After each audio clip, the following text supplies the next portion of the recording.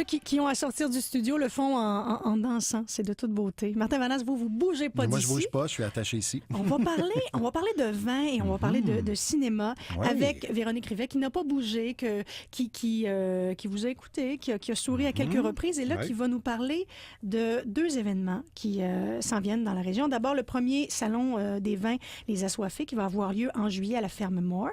Et il y a également une collaboration entre le Soif, qui est votre bar à vin, Véronique, l'ambassade de France et le centre d'artistes Axe Néo 7. Ça s'appelle le Grand Cru, festival de cinéma et de vin en plein air. Ça commence le 27 juin mercredi. C'est mercredi? Oui, mercredi, un film par soir à 21h. Et le boulot qu'on vous a donné pour ça, Véronique Rivet, c'est de marier la programmation donc des films, les films avec des vins, de faire le pairage. Ouais. Avant qu'on parle de cette programmation-là, moi, je veux savoir, quand on reçoit ce contrat-là, je veux dire sur quels éléments on se base pour faire un mariage entre un film. Ce qu'on a envie de boire. Oui, c'est ça. C'est subjectif. Toujours la simplicité avant tout. Mais le concept est le fun, hein, de marier, comme je disais, les projections vont être à l'extérieur, puis c'est un lieu tellement agréable au bord du ruisseau de la brasserie. Ils ont une belle grande cour en arrière, Axe Néo 7.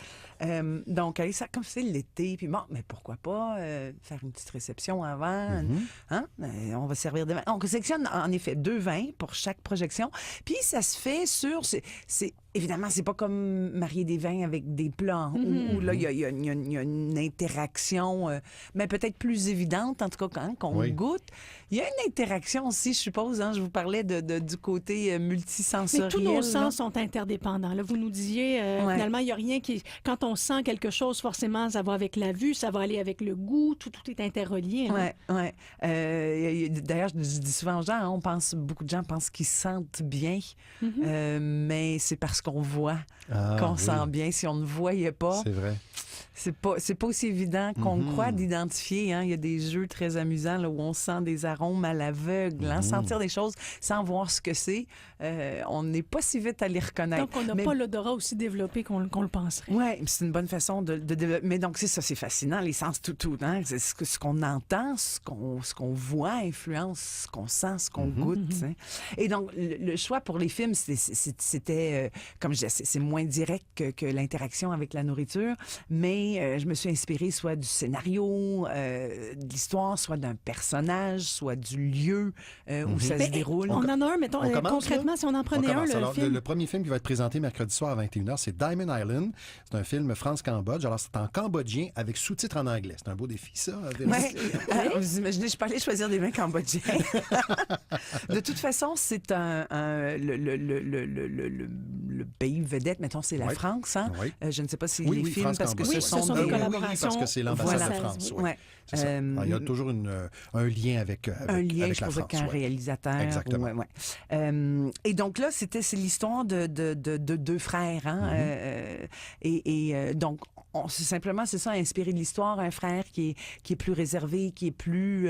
et qui retrouve son frère aîné beaucoup plus extraverti, exubérant, habitué à la grande ville. Hein? Le jeune a quitté la campagne pour aller travailler sur un grand chantier dans la grande ville. Donc, c'est ça. On a pris, là, on s'est dit, on va faire le même cépage, hein? Donc, la même famille, mais qui s'exprime de 2 façons complètement différentes. Oui. Hein? Donc, on est allé chercher le Grenache et on va servir... Bon, puis c'est l'été aussi, hein? Donc, un rosé de Provence, qui met en vedette le Grenache. Donc, une expression beaucoup plus délicate, beaucoup plus retenue, hein, donc, du pour Grenache. Le frère qui serait resté dans sa campagne. Et les rosés de Provence, hein, ça a ce côté toujours plus fin. Hein? Sont pas très foncés, sont très, très pâles. Au niveau aromatique, c'est très délicat. Hein? Donc, mais c'est des vins de plaisir, un vin d'été, par exemple. Puis l'autre, un Grenache en Côte-du-Rhône, donc un vin rouge beaucoup plus affirmé, soutenu, avec des saveurs plus affirmées, un peu plus exubérant. Donc ça, c'était l'idée pour ce film-là. Hein? Mais je me dis, la réunion de pré-production de cet événement-là, parce que quand même, je veux dire, ça ressemble à quoi? Il y a une sommelière, il y a des artistes chez Axe Néo 7, puis il y a des Français. Ça devait brasser un peu. Mais là, non, les gens d'Axe Néo 7 ont fait la sélection de films. OK, donc vous avez fait vos devoirs toute seule, vous? Oui, moi, j'ai pas participé à la sélection de films. On m'a donné, parce que là, hein, c'est vraiment pas mon expertise, on m'a donné la liste des films avec le thème de la France. On a dit, OK, on va faire que des vins français. On s'entend, il y a le choix assez en France, hein, dans tout. Et moi, c'était simplement de m'inspirer, c'est ça, des films et puis de choisir des vins pour les accompagner. OK. Bien, on a pigé la façon dont ça allait fonctionner, puis je vais inviter les gens via nos réseaux sociaux. On mettra le site web pour aller trouver la programmation en entier. Puis j'avais envie de jouer avec les films qu'on peut voir présentement au cinéma. Ah ouais. Mais je voulais juste, pardon, j'ai juste rajouté que je serai là pendant les projections, donc pendant l'heure qui précède la projection à chaque fois. Les vins. Voilà. Hein? Donc, les vins sont là. Les gens peuvent y goûter, mais je serai là pour en parler, pour jaser avec les gens. Puis expliquer un peu le processus de sélection. Voilà, c'est ça. Et si j'ai bien compris, là, je veux pas, j'ai compris que l'événement était gratuit, mais c'est le bar qui est payant, c'est ça? C'est ça, ouais. Parfait, d'accord. C'est important de le mentionner. Ouais. Alors, si on voulait, nous, faire notre mariage de films et de vins, Véronique, disons, on a choisi 3 films qui sont à l'affiche. Enfin, il y en a 2 sur 3, je pense, à l'affiche. Les Affamés de Robin Aubert. Il est maintenant disponible en vidéo sur demande et la compagnie a finalement décidé de le sortir en DVD. Bon. Oui, c'est alors, ça. c'est un film de zombies. Oui, ça nous qui prend... s'est illustré en remportant plusieurs prix. Iris. C'est vrai. Au dernier gala, oui. Récemment. Donc, un film de zombies, une bouteille qui nous coûte pas un bras, disons. Mais moi, tout de suite, bon, des zombies, c'est pas mon genre préféré. Alex, c'est bon. Mais ça tombe bien parce que le vin auquel je pense, c'est pas mon genre de vin non plus. Hein, vous voyez, donc il y a une relation. C'est pas des films qui donnent dans la délicatesse ou dans la finesse. C'est dans la finesse, non. Donc on veut un vin qui ne demande pas à trop réfléchir, quelque chose de gros rempli. J'ai tout de suite pensé aux Zinfandel californiens et il y en a un, je crois, qui s'appelle Seven Deadly Zins. Il n'y a pas une tête Il y a une tête de mort ou un Oui. squelette sur l'étiquette. Là. Je me suis dit, le côté graphisme là, de l'étiquette, c'est parfait. Et comme dit, c'est un vin qui n'est pas trop cher, c'est des saveurs très...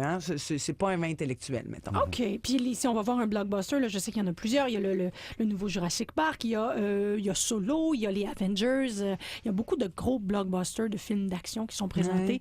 Qu'est-ce qu'on voit avec ça? Est-ce qu'on reste dans le même... Ben là, il y a différentes... Mais là, comme on se dit, c'est des blockbusters, c'est des films qui ont très populaires, qui ont beaucoup... Donc, je me dis, même chose, même type de vin, quelque chose qui plaît à tout le monde. Rosé, c'est l'été, puis un rosé, c'est ce côté-là un peu passe-partout. Ça peut plaire aux amateurs de blanc, aux amateurs de rouge. C'est très passe-partout avec la nourriture. Ça peut aller avec du popcorn, ça peut aller avec des ailes de poulet, ça peut aller...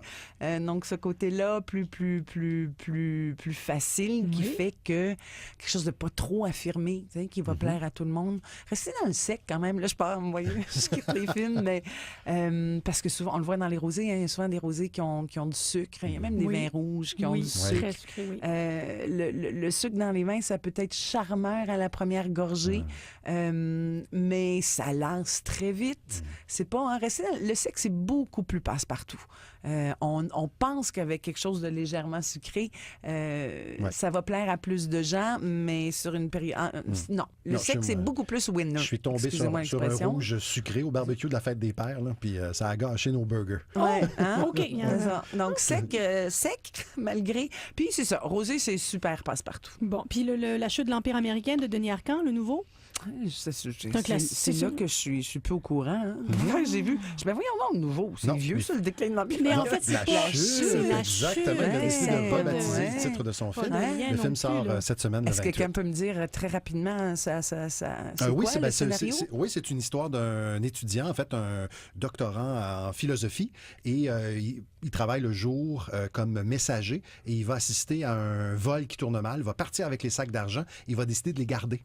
Et là, c'est toute la relation qu'on a à l'argent. Le pouvoir de l'argent. Exactement, ce film-là. avec Alexandre Landry, Marie-Pierre Morin, qui joue son tout premier rôle au cinéma, Rémi Girard, qui rejoue pour Denis Arcand 15 ans plus tard, après les invasions barbares. OK. Ouais. Ben là, je vous dirais que je regarde, je me dis, qu'est-ce que je pourrais mettre avec quelque chose de cher? J'irais tout simplement avec le thème québécois, parce qu'on est... et puis, ça tombe pile. Je reviens d'une tournée éclair de 3 jours dans les vignobles québécois, parce que je dis toujours, on devrait s'intéresser à ce qui se fait dans notre propre cours. Si vous avez goûté quelque chose que vous n'avez pas aimé il y a 10 ans, il y a même 5 ans, regoutez-y, les choses changent. L'évolution dans le vignoble québécois au cours des 20... C'est incroyable. Il y a des choses absolument extraordinaires. Il y a des belles sélections à la SAQ. Vous trouvez même quelques vins québécois pas mal en épicerie. Donc, film québécois, vin québécois, osez. Il y a des très belles choses qui se font chez nous. Et Véronique Rivet, pour le salon des vins Les Assoiffés, est-ce qu'on en retrouvera des vins québécois? Comment ça va fonctionner? Oui. Alors, c'est le 7 juillet à la Ferme Moore de 14h à 19h, je crois. Oui. Les billets sont en vente sur Eventbrite, Les Assoiffés.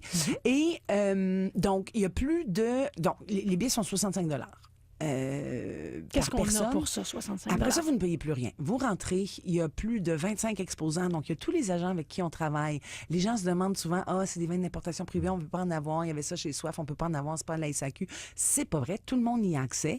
L'inconvénient, si c'en est vraiment un, c'est qu'il faut acheter à la caisse, parce que c'est pas des choses qui transitent par les succursales, c'est pas... mais ça, c'est pas compliqué, vous trouvez 2-3 amis, vous partagez les caisses. Donc, de rencontrer ces agents-là, qui représentent tous les vignerons avec lesquels on travaille, qu'on aime, les vins naturels, les vins de terroir qu'on aime tellement chez Soif. Donc, c'est présenter ça au public, que les gens rencontrent les agents et puissent tisser des liens. Hey, moi, j'aime ce vin-là, je peux en commander. Quand vous le commandez à l'agent, c'est livré dans une SAQ près de chez vous. C'est super simple. Donc, et on présente aussi à travers ça des artisans québécois qu'on aime beaucoup. Donc, il y aura des vignerons québécois sur place, des apiculteurs, la Ferme des Rochers qui fait des vins de miel absolument extraordinaires, des cidres, Christian Bartomeuf, l'inventeur du cidre de glace, sera là, qui fait donc plusieurs produits québécois aussi, des spiritueux, des bières, la brasserie Donham, entre autres, va être là, donc des produits de chez nous et de partout dans le monde.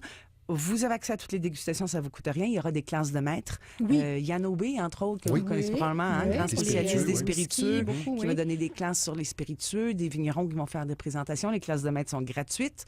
Et voilà, et plein de plaisir. Bien, on sera là.